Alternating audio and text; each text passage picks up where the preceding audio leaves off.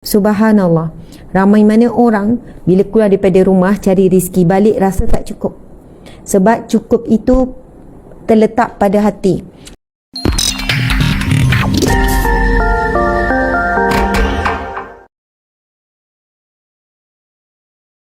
Subhanallah, kita tidak pernah pun tak suka orang atau apatah lagi membenci. Kita sayang semua. Kalau fikir sayang keluarga je, kita fokus pasal nak baikkan keluarga je. Saya tak pernah kata saya baik. Kita tak pernah declare kita baik ataupun kita rasa kita baik. Kita cuma nak kebaikan. Kita mencintai kebaikan. Kita nak berusaha jadi lebih baik. Itulah dia tuan-puan sekalian. Bukannya bila kita rasa macam kita buat baik, kita terus kata kita ni baik. Kita adalah golongan yang mencintai kebaikan dan berusaha untuk jadi lebih baik. Selagi mana kita rasa macam tu, kita akan jadi orang baik, insya-Allah. Satu lagi kan, saya suka menambah menambah kenalan ataupun sahabat, menambah kawan. Jumpa mana-mana, jumpa siapa-siapa, kadang tu kita akan sebut apa, tarik ya, sama-sama tarik ke syurga ya. Jangan sekali-kali kita rasa kita yang tarik orang, kita yang baik, kita akan menarik orang untuk ke syurga. Tapi kita merasakan bahawasanya setiap orang yang kita jumpa, kita akan menambah lagi peluang untuk ditarik ke syurga. Jadi subhanallah, bila jumpa sahabat-sahabat, sambil kita salam, sambil peluk, kita kata sayang kamu kerana Allah, saya sayang awak kerana Allah, tarik saya juga ke syurga ya. Jadi dia pun macam terkejut kan bila kita pesan macam tu. Sebab itu berdasarkan hadis Nabi SAW berkenaan situasi di mahsyar kelak, sahabat boleh tarik sahabat. Jadi kesimpulannya, dengan kita memperbanyakkan jumlah ataupun sahabat-sahabat yang nak sama-sama kebaikan, kita bukan kata sahabat-sahabat yang baik. Subhanallah, Allahu Akbar, saya jarang jumpa orang mengaku dia baik. Saya jarang jumpa orang yang mengaku dia soleh. Tapi saya jumpa ramai orang yang nak buat baik, yang berusaha untuk jadi baik, yang mencintai kebaikan. Macam tu. Maksudnya kita ni nak mencintai kebaikan, kita hadir majlis ilmu kan. Lepas tu kita cuba buat amalan sedekah, kita buat amalan solat. Bukan sebab solat tu sebab kita jadi baik. Bukan sebab solat tu kita declare kita baik. Aku lebih baik pada kau, aku solat, engkau tak solat. Subhanallah. Sebenarnya orang yang baik itu adalah orang yang mencintai kebaikan. Subhanallah, bila kita mencintai kebaikan, amal soleh, kita terus buat, dan kita mengharapkan supaya kita tergolong di kalangan orang-orang soleh. Jadi subhanallah, kita sentiasa memerlukan hidayah, petunjuk daripada Allah, wa taufik, dan juga kemampuan untuk mengikut petunjuk.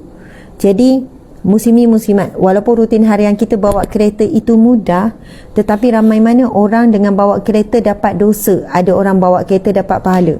Jadi orang yang berkekalan mendapat hidayah dan petunjuk, bila dia bawa kereta dia dapat pahala. Satu, dia mula dengan doa. Kan doa, subhanallazi sakhkhara lana hadza wa ma kunna lahu muqrinin wa inna ila rabbina lamunqalibun. Mula nak bawa kereta, doa. Lepas tu keluar rumah, baca doa apa? Kita bacalah bismillahi tawakkaltu ala Allah la haula wala quwata illa billah.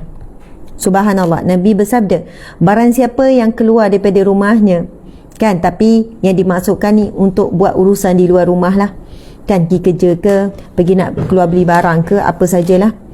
Siapa yang mengucapkan kalimah bismillah tawakkaltu ala Allah la haula wala quwata illa billah, dia akan mendapat 3 perkara.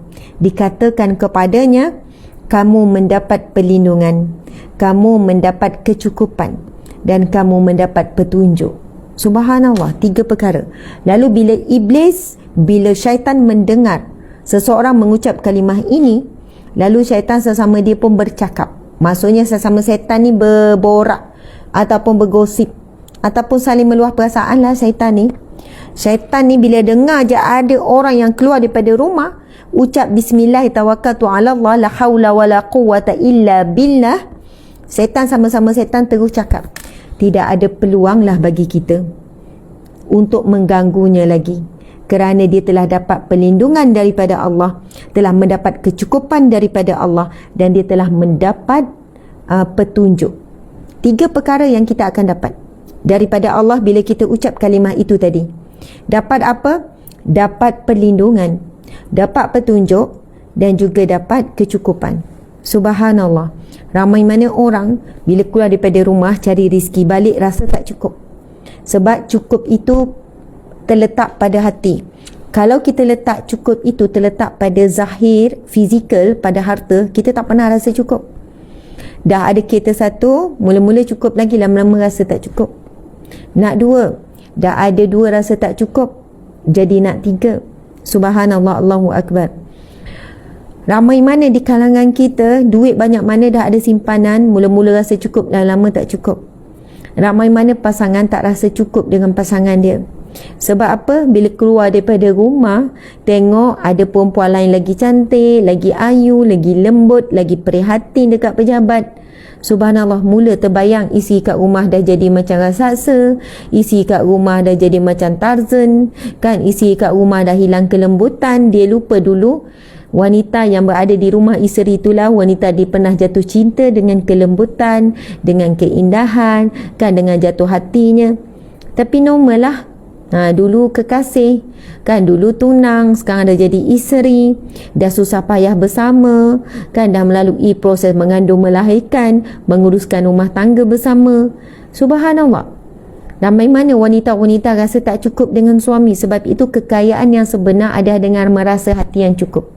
Jadi tuan-puan sekalian, pagi-pagi keluar rumah, tengah hari ke petang tak kira lah, masuk je keluar melangkah ke rumah, terus baca Bismillahi, dengan nama Allah. Tawakkaltu ala Allah, aku menyerahkan urusanku kepada Allah. Tawakkaltu ala Allah juga memasuk aku bertawakal, aku menyerah diri, daku menyenah diri, daku bertawakal. Tawakkaltu ala Allah juga maksudnya aku mewakilkan kepada Allah urusan-urusanku. La haula wala, tidak ada daya, wala quwwata, tidak ada kekuatan, illa billah, kecuali daripada Allah.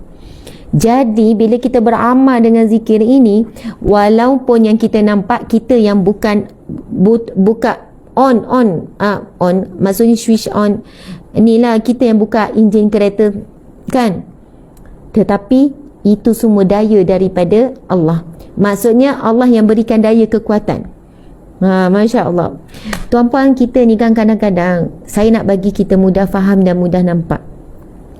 Apabila kita tidak melazimi zikrullah ataupun bacaan doa, boleh jadi kita melayari kehidupan tanpa rasa memerlukan Allah.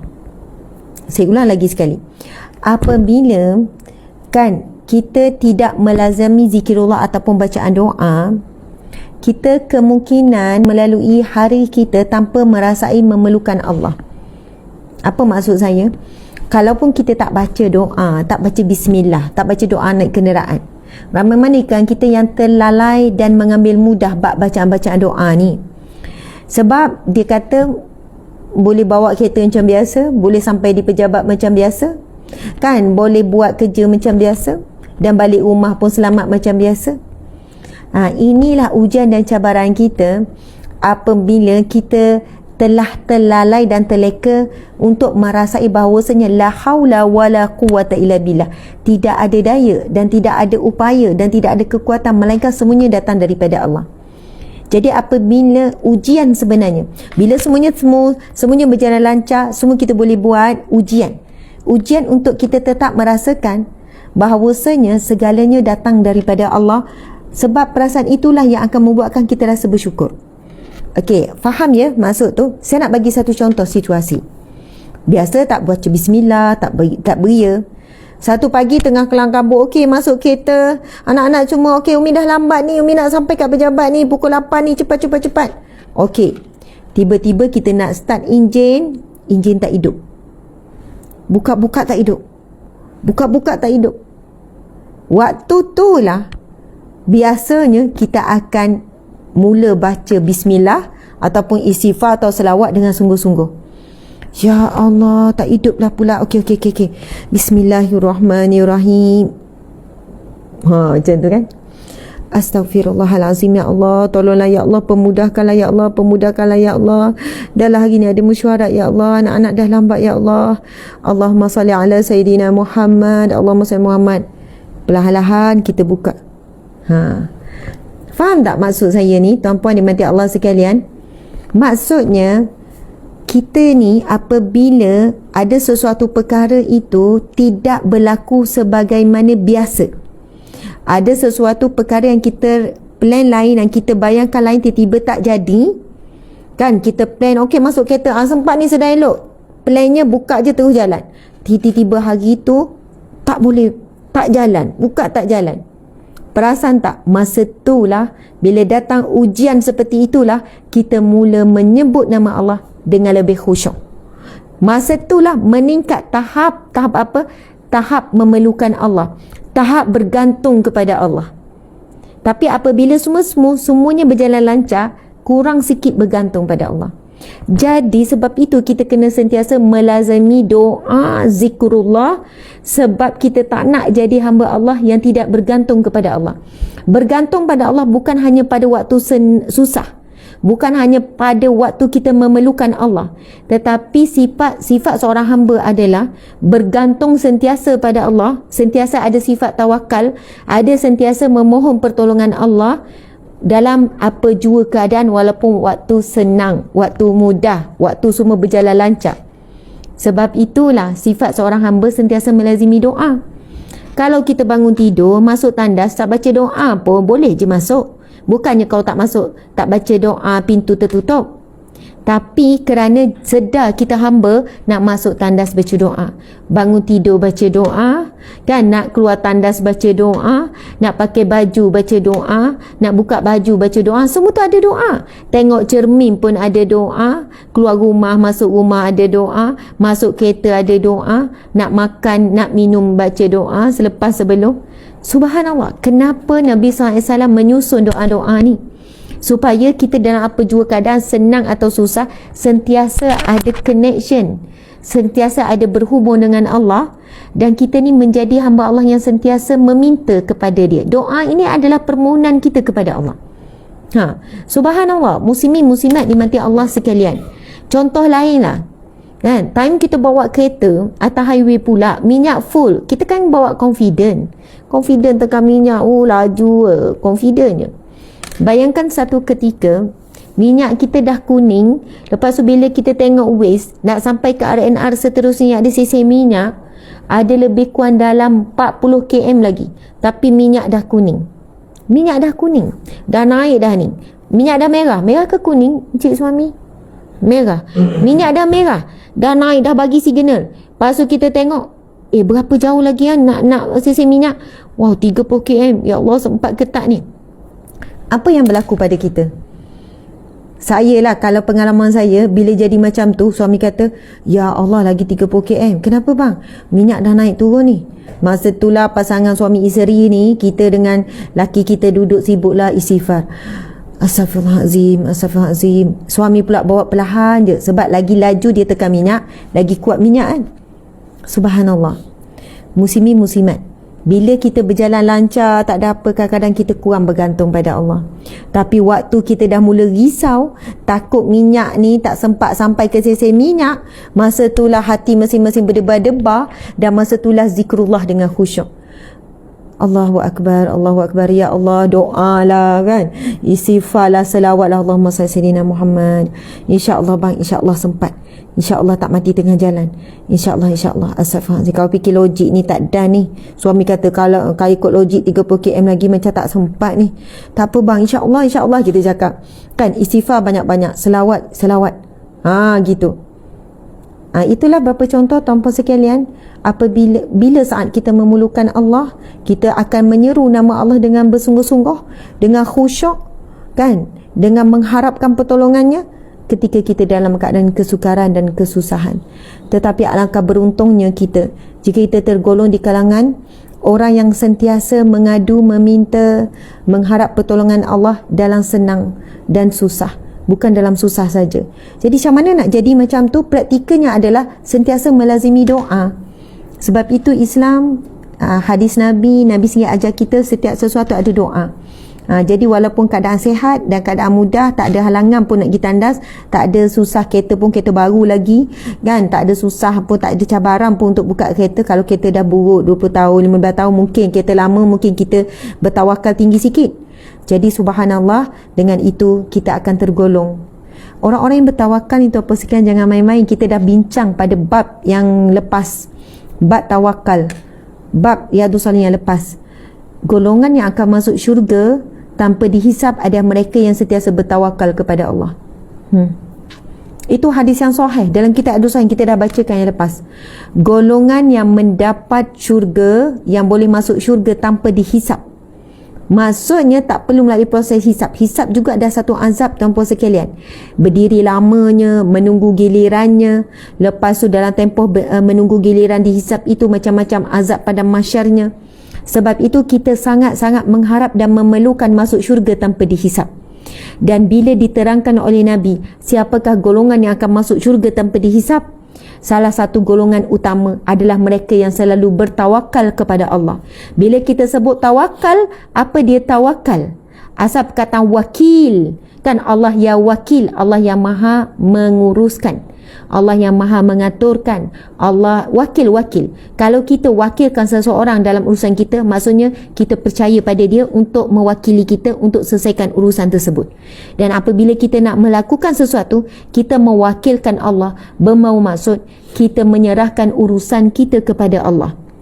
Bukan kita tak buat, kita dah serah pada Allah, kita pun tak buat apa-apa. Tak, maksudnya kita buat, tetapi kita memohon dan meminta pertolongan Allah untuk memudahkan ataupun menjadikan urusan itu sempurna bagi pandangan Allah, ataupun kita mengharapkan petunjuk daripada Allah.